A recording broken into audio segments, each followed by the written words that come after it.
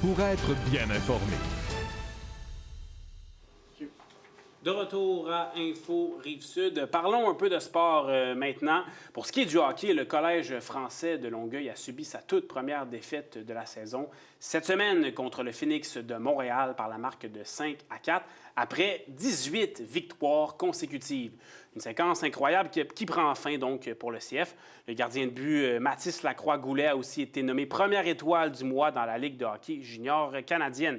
Mais il y a aussi du nouveau du côté du sport collégial sur la Rive-Sud.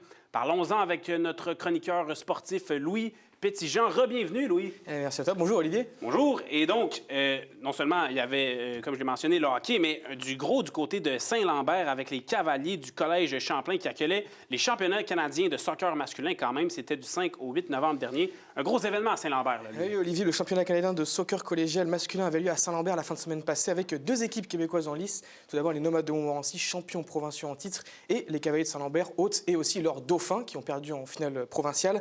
Ce sont les autres qui ont été les plus efficaces sur la fin de semaine, puisqu'ils se sont rendus jusqu'en finale face aux Hawks d'Amber, un gros morceau dans le soccer collégial canadien.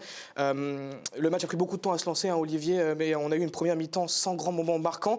Et les Hawks ont fini quand même par trouver le chemin des filets à la 75e minute avec un but de Cisco Thomas pour ouvrir le score.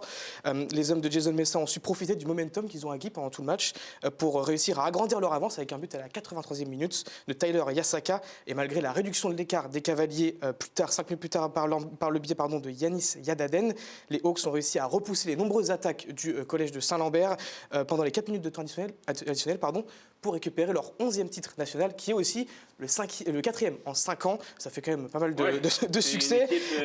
Succès. Exactement. Et les Cavaliers, eux, terminent leur très très bonne saison avec une deuxième médaille d'argent qui vient s'ajouter à celle qu'ils ont obtenue la semaine passée aux championnats provinciaux.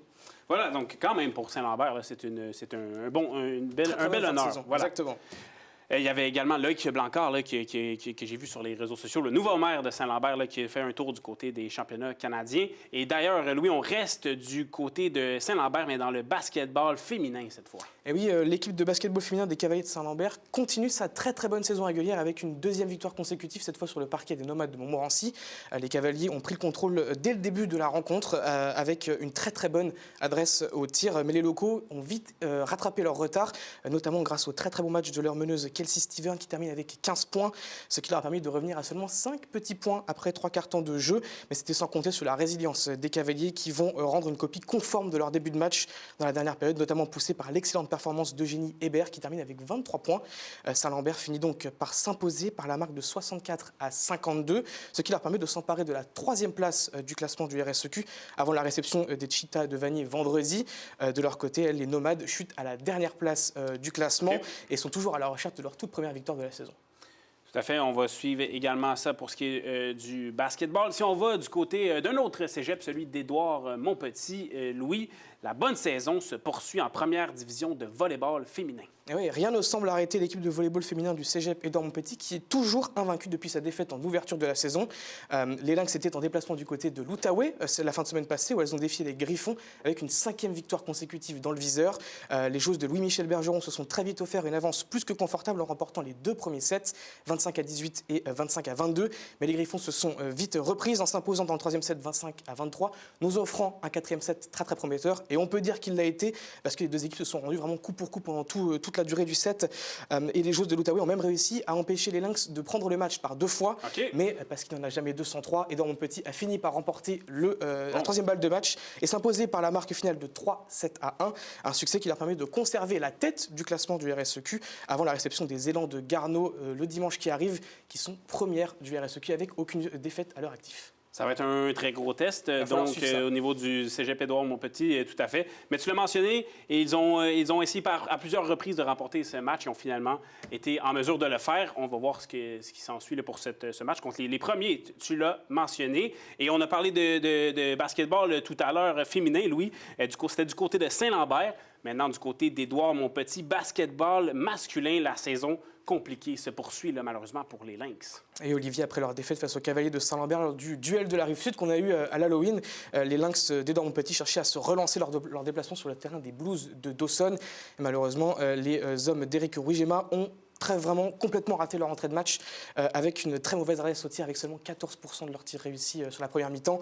Une situation qui a grandement profité aux Blues qui se sont construits une avance très très confortable de 40-16 à la pause. Au retour des vestiaires, les Lynx nous ont offert un tout autre visage, notamment grâce au très bon match d'Erdo Lévesque qui a été auteur de 17 points.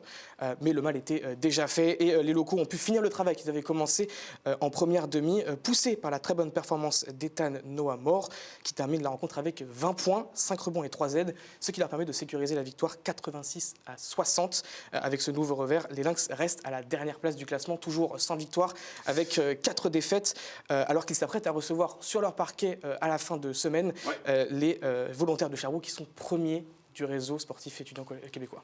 Donc, ça s'enligne pas très bien pour le prochain match des Lynx à ce niveau-là, Louis? Il va falloir garder espoir, c'est tout ce qu'on peut dire. Oui, mais on leur souhaite le meilleur donc, à ces Lynx, à tous les équipes collégiales de notre région. De ton côté, tu vas continuer à suivre le sport collégial dans les prochaines semaines?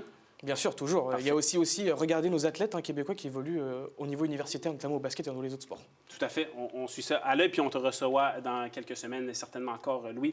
Merci beaucoup pour ton travail. Avec grand plaisir, Olivier. C'est ce qui conclut l'émission. Parlant de sport, justement, on va se tenir au courant là, des matchs et des activités de l'équipe de hockey du Collège français de Longueuil que je mentionnais en introduction. Sinon, on se retrouve la semaine prochaine pour la prochaine émission. Ce sera donc lundi 17h. Entre-temps, vous pouvez suivre nos actualités grâce aux articles de ma collègue Betty Desjardins, nos réseaux sociaux également, que ce soit YouTube, Facebook ou encore LinkedIn.